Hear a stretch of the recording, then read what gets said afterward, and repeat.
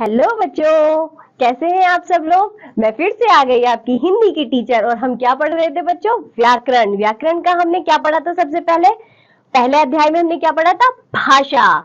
चलिए आज हम शुरू करते हैं दूसरा अध्याय, जिसका नाम है वर्णमाला, यानी कि अल्फाबेट, जिसे इंग्लिश में कहते हैं अल्फाबेट और हिंदी में वर्णमाला। चलिए अब हम पढ़ते हैं वर्णमाला। बोलते समय हमारे मुख से अनेक प्रकार की ध्वनियां निकलती है। ध्वनियां क्या होती है बच्चों? आवाजें। ठीक है, जो साउंड्स निकलते हैं वो ध्वनियां कहलाती हैं। बोलते समय हमारे मुख से अनेक प्रकार की ध्वनियां निकलती हैं। जैसे कि एक छोटा सा एग्जांपल देखते हैं। ये जो लड़का खड़ा है ये क्या बोल रहा है? आम। लेकिन ये आम इसने एक बार भी नहीं बोला है। इसके लिए जो ध्वनियों का प्रयोग हुआ है उसे देखते हैं हम। पंकज ने आम कहने के लिए आ जमा म जमा अ की ध्वनि को मिलाकर एक साथ आम बोला। आम हमने कैसे बोल दिया आराम से? आम। लेकिन इसके लिए हमें तीन ध्वनियों का प्रयोग करना पड़ा। अ म अ, आम। ठीक है, अब देखिए क्या है, दूसरी ध्वनि क्या है? घर। श्रेया ने घर कहने के लिए घ अ र अ की ध्वनि को मिलाकर घर कहा है। ये ध्वनियां ही वर्ण होती हैं। इन्हें छोटा नहीं किया जा सकता। ध्वनि जो होती है वो बच्चों सबसे छोटी इकाई होती है। ठीक है, ध्वनि को मिलाकर क्या बनता है? वर्ण बनता है। चलिए वर्ण की हम परिभाषा देखते हैं। परिभाषा क्या होती है वर्ण की? मुख से निकलने वाली सबसे छोटी ध्वनि को वर्ण कहा जाता है। वर्णों के समूह को वर्णमाला कहते हैं। वर्ण दो प्रकार के होते हैं। कौन कौन से वर्ण होते हैं? स्वर और व्यंजन। कौन कौन से वर्ण होते हैं बच्चों? स्वर और व्यंजन। ठीक है, हिंदी में स्वरों की संख्या होती है 11। सबसे पहले हम पढ़ेंगे बच्चों स्वर। देखिए आप सभी अपने बोर्ड पर क्या क्या स्वर कितने प्रकार के होते हैं? 11 प्रकार के। अब हम स्वरों की ध्वनियों को पढ़ते हैं। क्या क्या है स्वर? कौन कौन से हैं बच्चों? अ आ ई ई उ ऊ रो ए ऐ ओ औ। कौन कौन से स्वर है बच्चों? 11 प्रकार के स्वर होते हैं। जैसे कि अभी हमने पढ़ा आ ई उ रे ए ओ औ। चलिए अब नेक्स्ट पढ़ते हैं हम व्यंजन। हिंदी में व्यंजनों की संख्या होती है 33।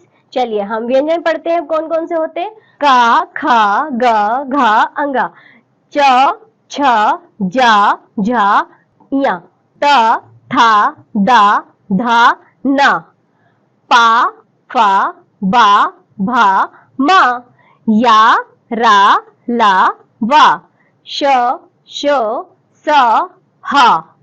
और देखो बच्चों, ये तो अभी हमने क्या पढ़े? व्यंजन पढ़े। और इन्हीं में हमारे पास दो वर्ण ऐसे होते हैं जो ना तो स्वर की कैटेगरी में आते हैं और ना ही व्यंजन होते हैं। वो कौन कौन से होते हैं?